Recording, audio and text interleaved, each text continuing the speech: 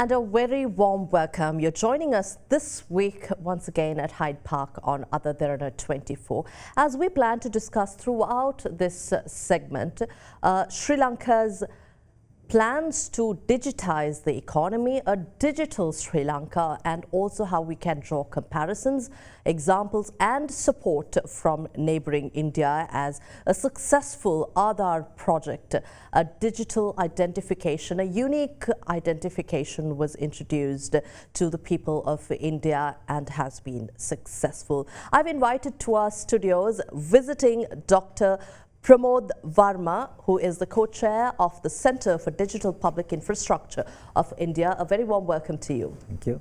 We also have with us our very own Dr. Dharmasri Kumaratunga, Secretary to the Ministry of Technology. Thank you very much for taking the time to be here. Thank you. I'd like to start off talking to Dr. Pramod Varma. I mentioned the Aadhar project, a transformative journey for India. I don't think we could have envisaged that a population of that magnitude could have been brought under a unique identification where everyone has a unique identification, your national ID and everything interlinked, whereas India's scenario was quite different to Sri Lanka. National identity cards too wasn't, 99% or 100%. So let's start off there. That's true.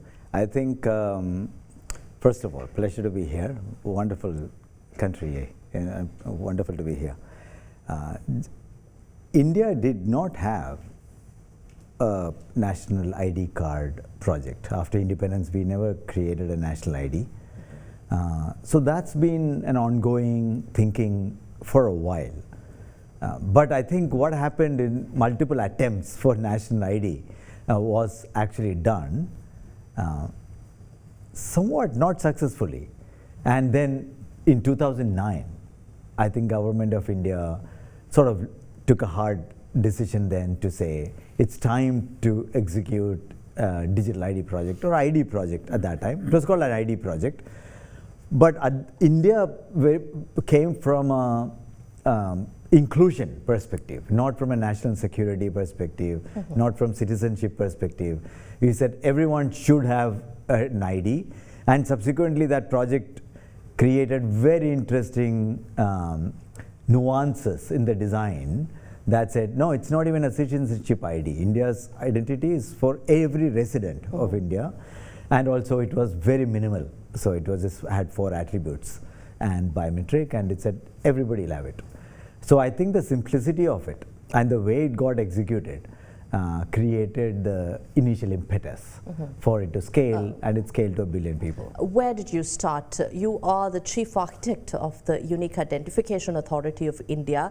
I have your profile which says 2009 to 2022, but your mandate probably runs beyond that, and even the project's implementation, planning, and all that would have taken quite some time, or not. Take us through it. It didn't take that long, surprisingly. I think 2009, January was when the parliament, government letter came out in terms of wanting to do it. About June, they brought Nandan Nilekani, who was an IT founder of a company called Infosys at that time, and they brought him, and he quit that job, came into the government at the cabinet minister rank to lead this project, and then he had a team of bureaucrats who assembled behind him. And some of us in June, late June, volunteered to join and said it's time we participate in there, and we were all part of the IT industry. So, but how do you begin it? Where it's such a it's unfathomable that such a large population. How would you bring them under? How would you even get everyone to register for a unique I think it's first of all, it got launched in less than a year. So July 2009 to 2010 July, and September was its launch. So literally in 12 months it got launched, and it took 1 year to 270 days to get to first 1 million people, and by then we were enrolling 1 million every day, 1.5 million every day, and we got to 1 billion in 7 years, less than 7 years. The reason is twofold, I think. Very well done. One, extreme simplicity of that identity, very key part of incentive alignment, security, national privacy questions. Keeping it simple allowed us to say it's just an ID and it doesn't do anything else and it just gives you opportunities later. And the second is to really partner through ecosystem. We rolled it out. The entire UIDA team was 150 people, but we were enrolling 1.5 million people every day. So we used banks and existing. So we leveraged the ecosystem to help us do this well. So you did not make it mandatory, but you brought stakeholders together and made it possible. And for the citizen, it was about benefits. So two things they were looking at. One, having access to banking, which is not a case here. But India, that was a big thing, and people didn't have access to banking then. So that was a big starting point. And second was, quite like here, India gives a lot of subsidies to people. So ID was a means to directly get subsidy in their bank account. And the people realized that fast. So that really would have encouraged. I would like to turn to Dr. Dharmasri Kumaratunga, Secretary to the Ministry of Technology. I think you're spearheading the implementation of this project here in Sri Lanka, a digital Sri Lanka. We're talking about digital public infrastructure. Let's start off there. We've seen a few discussions, setback, but going forward, what does it really mean for Sri Lanka right now? So at present, we are in the process of discussion with the Indian government and with the Sri Lanka government and the Indian government. So last 1.5 years time, so we started for discussion for the digital ID system. So before that, in Sri Lankan side, there are many developments are there for the digital side. Going back to the 1994, that the Sri Lanka interbank payment system started from the Central Bank of Sri Lanka. Then the 5 million rupees you can transfer to the one account to the other account, and basically for the slip system, Sri Lanka interbank payment system, it is used for all the government entities and also the private entities to transfer the salary for their employees. So that is how it is. The journey has started from that end, and after that 2003, the real-time gross settlement system also started from the Central Bank of Sri Lanka. That's a large value payment system. So all these countries having the central bank payment system separately, the large value payment system and the retail value payment system. And from the large value payment system, any amount of money you can transfer to the bank to bank or the customer to bank. So that was implemented 21 years back in Sri Lanka. Then 2013, the common ATM switch also started. That's the journey started. Any person can get or withdraw money or take money from any ATM. So that was started 2013. At the same time, around 2015, the 2 years back, common electronic fund transfer system also established.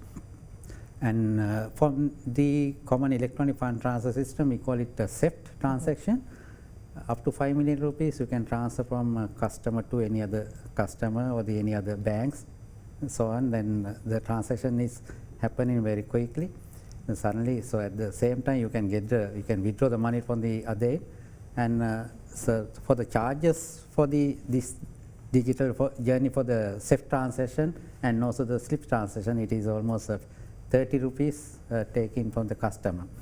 In addition to that, we came for this another agenda or another step, move forward with the introduction of Lanka QR in 2018 actually.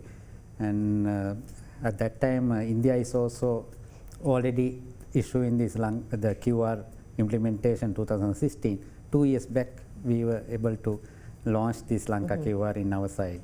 So I think after that there are many other developments also there, if we can talk. No, certainly Sri Lanka had made a lot of progress over the years, and convenience was brought to the people of Sri Lanka. However, in terms of digitizing or bringing the economy to one unique identification where a government sector is linked and your information, personal identification, whether it's the electoral system. So bringing all this, what are the challenges you face currently?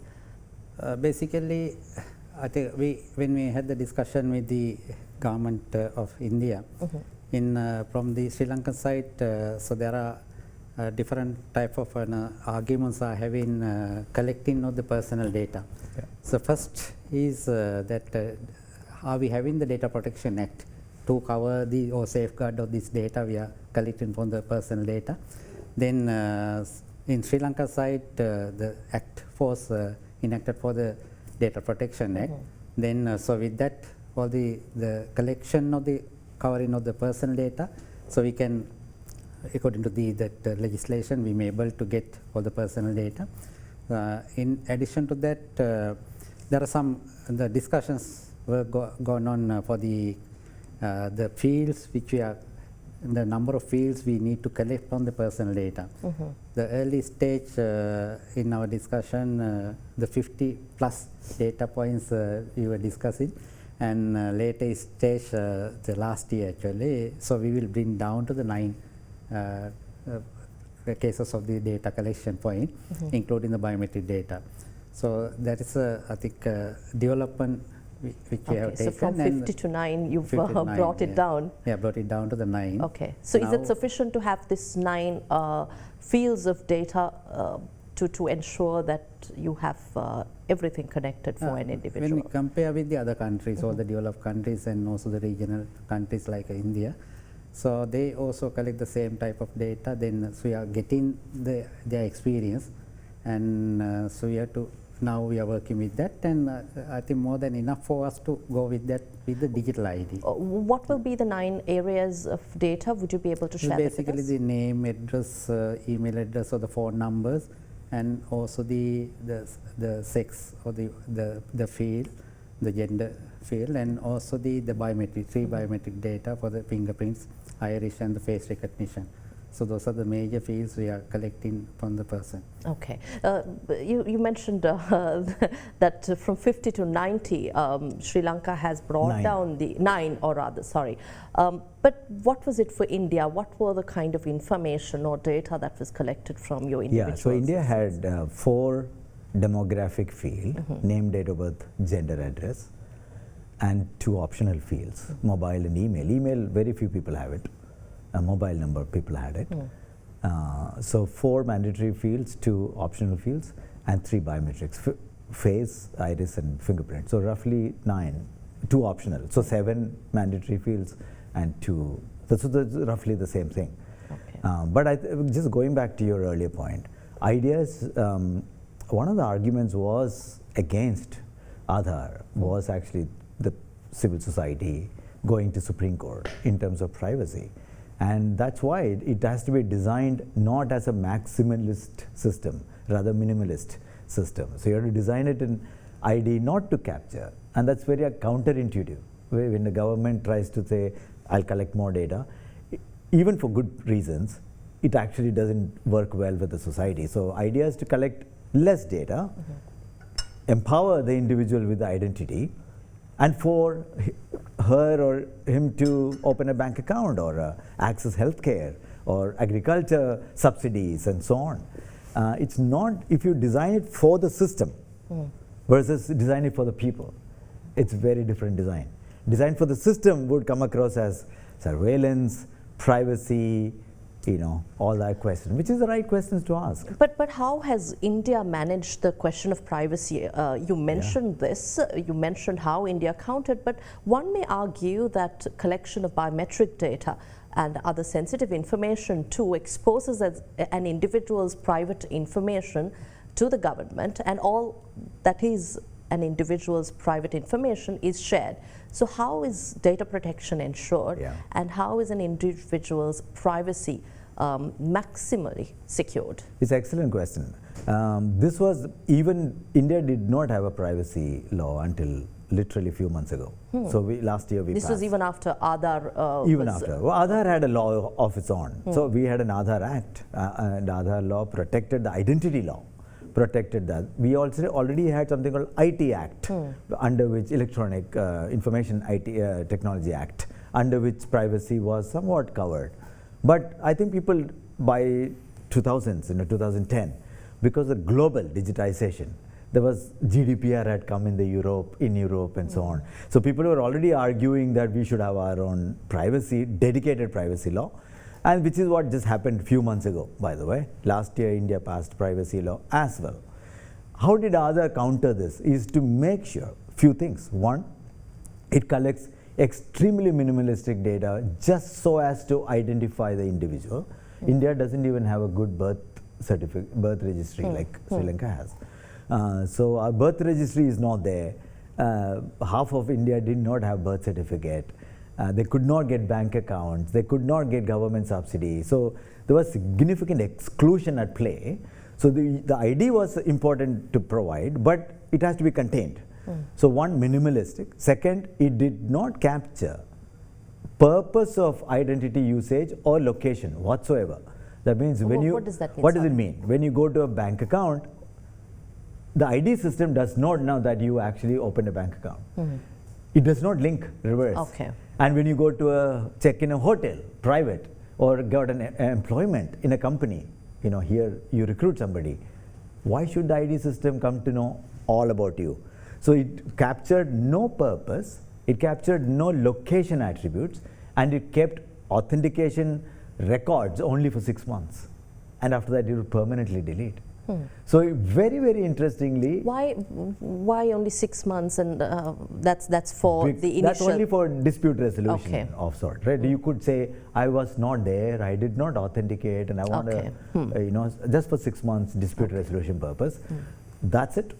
So it was very interesting that ID was not linked.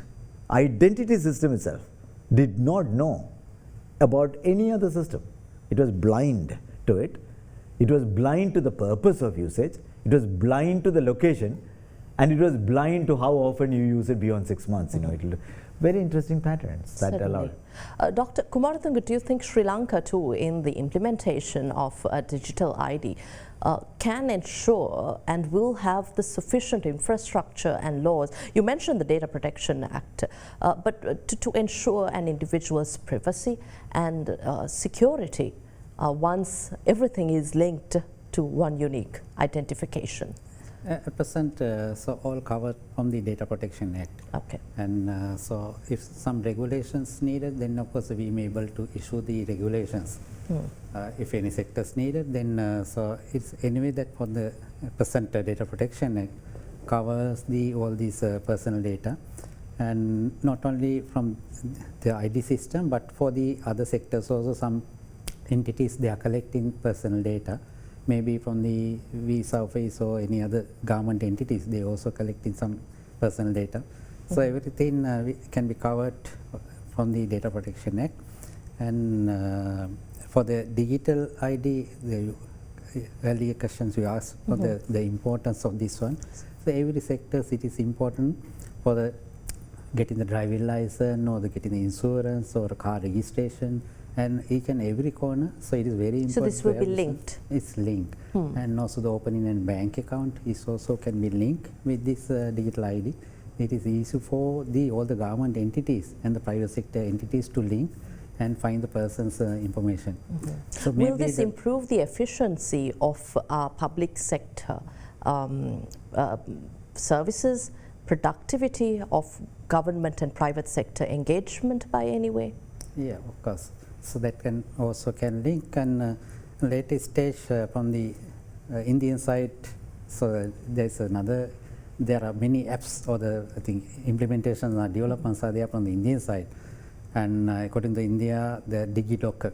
So that is the facility given to the citizen of the India. So we also thinking having the same thing for the DigiLocker. Then the personal certificates or the other.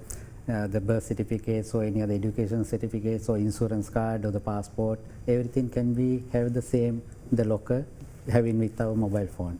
So that is also that kind of the implementations can be done very easily and can link all the entities, government entities and the other private entities together with having this digital ID system.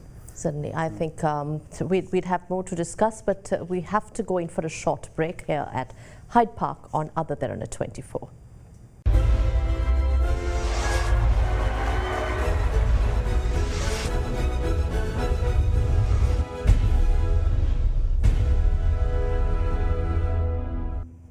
Welcome back. We're talking about Sri Lanka's journey towards digitizing the economy and bringing the people together under the umbrella of one unique identification, and also how India made it possible with India's Aadhar project.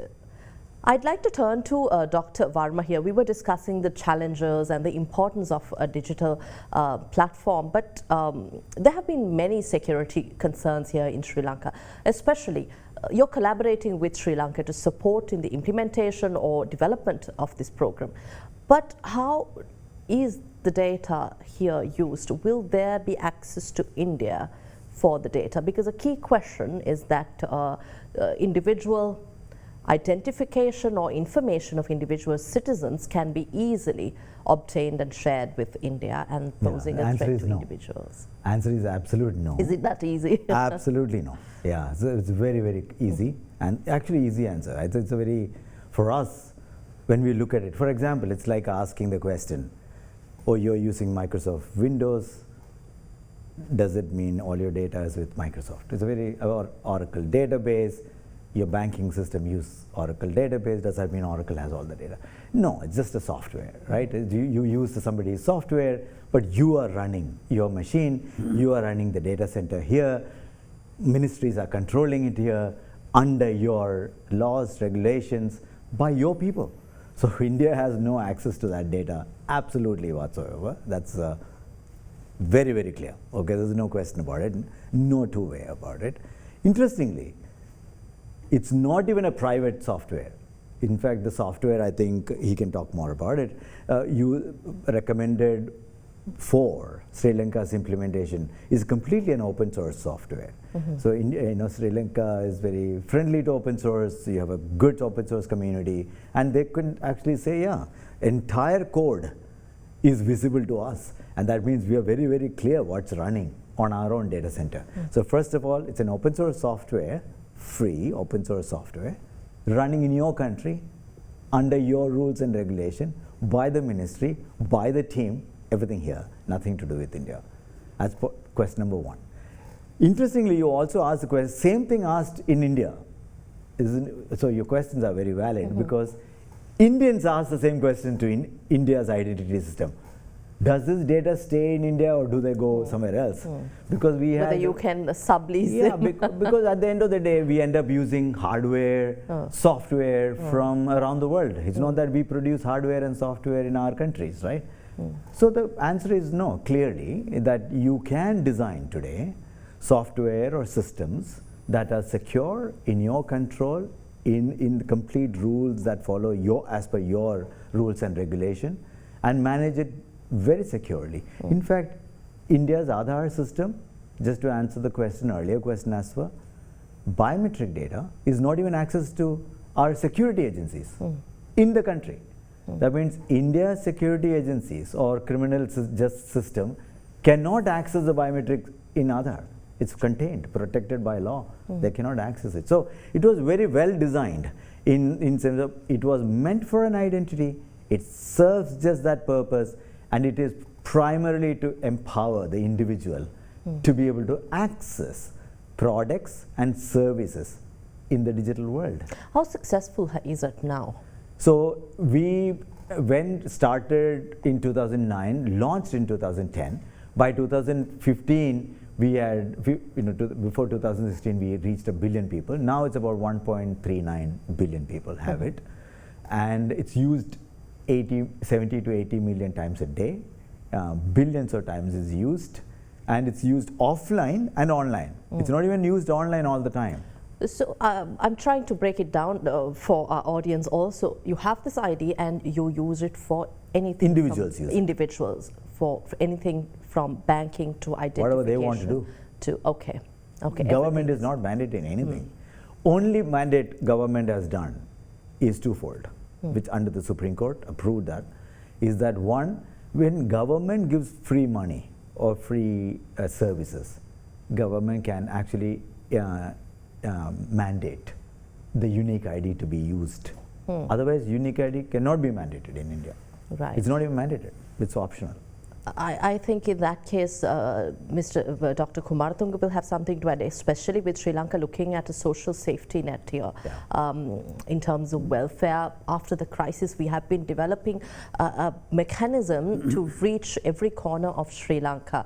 Of course, Sri Lanka's national identification is everyone has a national identification card, above 18 citizens. So with the implementation of this digital ID program, how do you think welfare benefits can be distributed among the most needed and in a targeted manner? Is indeed is very, very beneficial for each and every sector, especially as you correctly said that so distribution of the welfare. So now there's a problem how we send the money to the correct person or the right person. Then if you're having this type of the connection, interlink system or interoperability system, then it is easy for any government to do the transaction, identify the particular person and do the transaction. It's easy. And also, I think question asked before this, and so that part from if we share the data for the personal data on the banking sector, if you won't have to open an account, so we need to declare all the data. So we can restrict some of the data for the banking sector, and for the insurance sector, it's also the same. And for the health, so if we need to declare some kind of data, so we may be able to do that according to the institution requirement. So likewise, it is not necessary to declare all the data for opening an account or doing some other transaction. The relevant data set we can remove or we can release according to the requirement. Right. And for any government payments or the welfare payment or any other benefits linked to the system, then it is easy for any government institution having this digital ID system to link with that. Even though that current eNIC system is also there, but the problem with this eNIC system is that so it doesn't have the physical data. So I mean the biometric data are not included that one. So maybe that few biometrics data will be implemented in next stage. But for the proposal is that then having more biometric data with the current system will be benefit for each and every the set of development of the digital payment and also the digital journey of the Sri Lanka. I'd like to ask the same question I posed Dr. Varma pertaining to security. I think you have had more access to the kind of concerns that have been circulated in society. Even the question of DNA that can be shared or security information that can be shared. But my question is, how will Sri Lanka ensure that individual data of citizens are not used in such a way that really poses a risk to the country or these individual citizens? As Dr. Varma correctly said and confirmed that it is in our boundary, in our sovereignty. So it will not anyway declare to any others. So it is within our boundary and it's within our servers or the cloud system, and so this is within our country itself. Then so definitely it will not declare to anyone else. There's no any access to the database you are having now. Right. Yeah, so that is the guarantee we can give. Right. And the software that Dr. Varma was talking about, how will Sri Lanka acquire the software, and what is the timeline of the implementation of this project? So this is normally for this system called the MOSIP system, and so it is already implemented almost 30 countries odd, and the pilot running or the currently it is running in 6 countries, more than 6 countries. So this is coming as a free of charge. Then so it is freely available for us to use, and as Dr. Varma correctly said, so it is all the open source one. So all the data set or the code, whatever the running behind this system, we can see. So all the it's transparent for all the both parties. Right. Dr. Varma, connecting the economy or infrastructure to empower the people. You mentioned this as we spoke earlier. But as you support Sri Lanka, how do you see the implementation process? What will be the level of engagement from India, and what is your mandate really in terms of supporting Sri Lanka? And let's talk about the implementation timeline. Yeah, so implementation timeline for Sri Lanka is completely driven by Sri Lanka. Officially, I think from top itself, there is significant support in terms of reimagining Sri Lanka's economy, and nothing like a time of crisis to reimagine. To what does it mean to in the next decade or 2 decades as Sri Lankans navigate the digital realm? What should the government do right now to ensure that the digital economy is actually vibrant and startup ecosystem is vibrant and the local ecosystem is vibrant, right? It's very, very important to reimagine. So that infrastructure investment is fully necessary, I think. India has seen huge benefits out of it. Many other countries are implementing, so I don't see any reason why Sri Lanka should hesitate in doing this. India's engagement with Sri Lanka has been twofold. One, knowledge and advisory, which is completely coming from 2 sides. One, official knowledge from our systems that you can study. Much of this is actually well studied and written about. And second, Center for Digital Public Infrastructure, a pro bono institution where I am also co-chair, is also offering a pro bono advisory and design, if required, for Sri Lankan team to sit and whiteboard and say what really worked for India and why was it as user-centric, citizen-centric rather than a government-centric design. How do you make that happen so that it is genuinely appreciated and used by the people rather than looked at as suspiciously, right? It's important. So we are offering that. In addition, Ministry of External Affairs of India is offering funding as well. So we are offering, India is in general offering funding, official advisory as well as pro bono, technology, knowledge, know-how for Sri Lanka to run your own project at your own timeline. What does this digital transformative journey for Sri Lanka mean to India?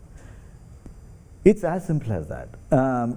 First, Indians are, if you look at ID was just the beginning. We implemented digital signature across the system so that we can go off paper signatures, because that's cost, and cost adds significant friction in the system, and poor people can't get to it because it's too costly. So paper, removing paper. Certificates, that's what he talked about, DigiLocker, India's DigiLocker. Sri Lanka is looking at e-locker of your own, which allows academic certificate, proof of work, proof of earning, all that, trade certificates, all to be verifiable and not walk around with images and PDFs and scans that can be faked. So it's important that Sri Lankans have the ability to say what I claim is true and it's verifiable. Then of course payment is a huge topic. Data, huge topic for India. So that means every individual must own their own data. Our data protection gives that right to everyone. Sri Lanka, I'm pretty sure sooner or later will make that call saying Sri Lankans should continue to access their own digital footprints and use that to progress in their life. So that's data empowerment, financial empowerment, ID, financial, paperless transaction and data. These are very foundational in nature. And then India is also implementing then healthcare, education and commerce and agriculture, the 4 areas that we are looking at. All of them are, most of them are open source, most of them are well studied, the know-how is available, funding is available for it to serve. Why is it important for us to see Sri Lanka? Sri Lanka has always been our partner. Sri Lanka has always been our neighborhood countries, quite no different from our other neighbors. We have friendly neighborhood countries that we want to see the economy thriving. It's a good thing. It's a good thing for Sri Lankans to be able to travel, trade, Sri Lankan startup ecosystem to actually build for 1 billion people in India, come back and build even there. Both sides. It's actually beneficial to see a vibrant economy, as simple as that. I think what we find interesting also in India is that you have significantly transformed and moved into cashless, cardless payments. Yeah. quite interesting. Will this, how do you envisage Sri Lanka's future going forward with the digitization of ID? Will this replace NIC, or will this be also part and parcel of ensuring a vibrant, robust tax system also here in Sri Lanka? I think it's a very good question. To answer in that the question, so we are having the 2030 digital journey. So we call it digital strategy for 2030, and it has handed over to His Excellency the President last year. And now we are in the process of getting the approval, relevant approval from the government side to implementation on that digital strategy.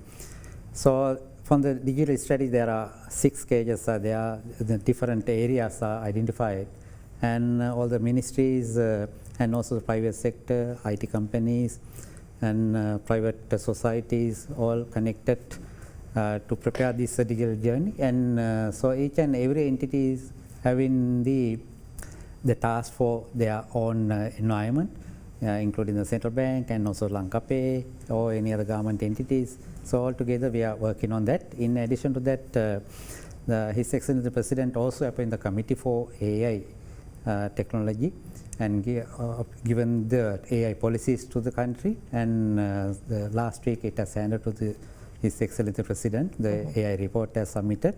So with that we are moving towards for the next step. So linking with all the universities who need for the AI support or the technical side or the funding side, we may be able to look what their development and also what are the requirements for the development of the AI sector, AI in the universities and also the school level. So in the government side, there are many projects going on for the development of the AI. And so we also can get help from the development of the other countries, especially from the India. And we closely working with India and the Singapore to get help to develop this AI agenda. So in addition to that, there are many other projects are continuing having this, the card system, the virtual card, instead of using this credit or the debit physical card. So it's better to having this virtual card with our use. We can use the payment, or we can use the mobile payment to make a payment. Then in the using the payment, we can use the wallet and also the payment card, virtual card. So there's the latest. The digital public infrastructure project, where is it currently? Is it at discussion stage or identification of how this project is to be implemented, or have you brought together all stakeholders in Sri Lanka? The development of the last few digital history in Sri Lanka, this is almost there. The DPI infrastructure is there. Then what we are planning to do is that the new entity or the new agenda for the DPI sector. At present, the current DPI, the basic background is with us. Right. Like a fund transfer system, mobile payments, and at present we are having the 28 odd mobile payment apps are there, including the bank apps and also the private fintech apps and the telcos apps also there. The basic infrastructure is there. How soon can we introduce it to the people?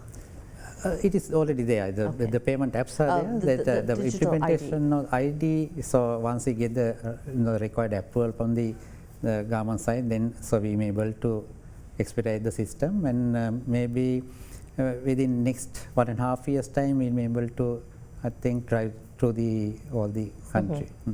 I suppose Dr. Varma will also be part of this project to see through its implementation. One last question: you have played an integral role in the creation of Aadhar, the 12-digit unique identification number. E-sign, you spoke about that, going paperless and electronic signature system in India.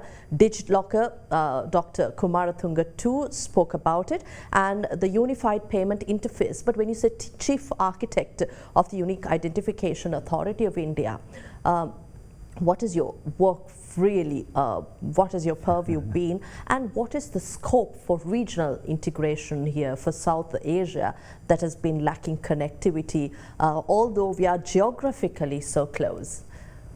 Yeah, so two questions there. Yeah, so first of all, I think we are all happy to engage any projects here. We have been engaging for last couple of years, and we have good friends here. So I think I'll continue to engage in however the team here wants us to help. And second, what is the role of a technology architect, or the architect is equivalent to the role of architect when you build a large building or large city, or someone has to blueprint and someone has to design how they're all going to connect the piece together. Before you start building, you need to imagine and design the blueprint. So architects normally do that. In the technology world, technology architects do that part, right? So we have been part of that architecture design, and it's because it's never one-time job. You have to continuously evolve and improve, security, improve usage, improve privacy protection schemes, and that's a journey. And every system has to go through that evolution, and that's very key. So that's that part of it. South Asia connectivity. One is physical connectivity, which a lot of us don't. That's not my expertise. That we don't get involved. Yeah, it's needed. South Asia connectivity. I think connectivity and trade and opening up interactions and transactions between these countries and people and businesses is essential for all of us to do well. But digital, much of the system are now connected. Just physical connectivity or old style trade is not enough. Much of the trade is actually happening digitally. Trust is established digitally. Contracts are established digitally. Negotiations are done digitally. So it's important that we look at physical and digital not separately, physical and digital coming together to enable a digital economy in the future. I think that's all the time we have here tonight, but thank you very much for your presence here. Thank you for having and us. I hope Dr. Varma will have some time to explore a beautiful island, travel a bit, Indeed. and bring back more from your country here. Thank you for having us. We was talking about accelerating digitization here in Sri Lanka and the importance of a digital economy connecting for the empowerment of our citizens here in Sri Lanka, drawing comparison and some developments from India, where the Aadhar project was implemented in a transformative journey for the economy. Thank you very much, Dr. Dharmasri Kumaratunga, Secretary to the Ministry of Technology of Sri Lanka, joining us to talk about the implementation of the project here in Sri Lanka, and of course Dr. Pramod Varma, visiting Sri Lanka currently as a co-chair of the Centre for Digital Public Infrastructure of India. We'll see you again next week with yet another discussion here at Hyde Park on Other Derana 24. Have a pleasant evening. Good night.